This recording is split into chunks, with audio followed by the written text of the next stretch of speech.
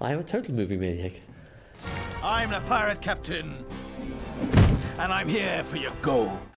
It's what we do best, isn't it? The handmade animation is where we're comfortable.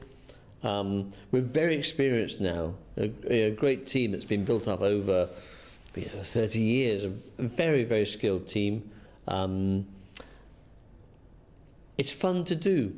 The actual process of doing it is lovely. I mean, I was trying to convey it in the presentation earlier on, that because we have real sets, real puppets, real light, space, detail.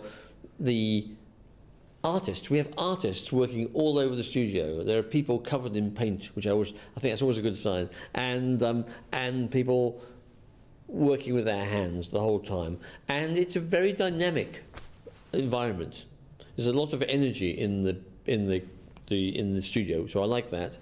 And it works for an audience. Audiences, luckily, seem to care, seem to like it, that it's got this slightly different handmade feel. The crew of Briny Rose. Some of these beautiful things that people make for the background details, and they are very, very hard to see because they are in the background. Sometimes they're out of focus, sometimes the camera passes by them too quickly. I think it gives a sense of richness to the film, and maybe a sense of potential. I don't know if you see films this way, but I always like it when I see a film and I think, wow, I could go into that world. I could really, if I could go through the screen, I could investigate that world, and it would be very, very fulfilling and interesting. I rather like that feeling. I love that feeling. People make these beautiful things. They are barely seen. I can think of amazing props. There's one prop which is actually quite visible, which is a harmonium. It's a sort of a keyboard, a Victorian keyboard. It's in the back of a shot. It's Victorian. It's got little brass candlesticks. It's got carved wooden detail. And like an organ, it has stops that you pull out for the different audio effects. And there you go, bass, treble, but they also say funk and and house and stuff like that. But it's so tiny, nobody knows it's there. It's a joke that nobody knows it's there except me. Oh, hello, Bellamy. All the cameras are digital cameras.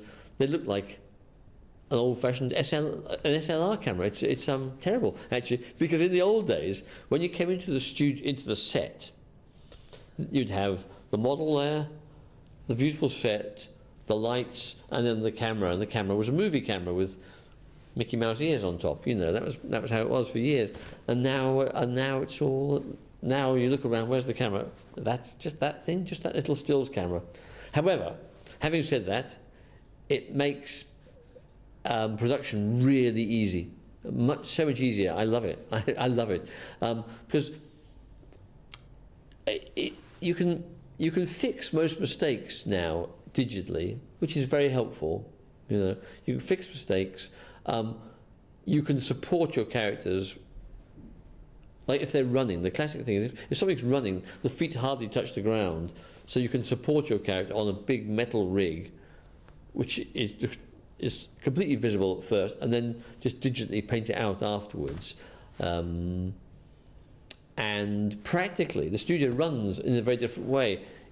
In Chicken Run, work would finish at 8 o'clock at night, and then you would take the film out of the camera and put it in a can and send it by a messenger to the film lab, which was 2 hours away, and then they develop it overnight, and it would come back the next morning. So the whole day was dictated by that process, by taking film from one place to another.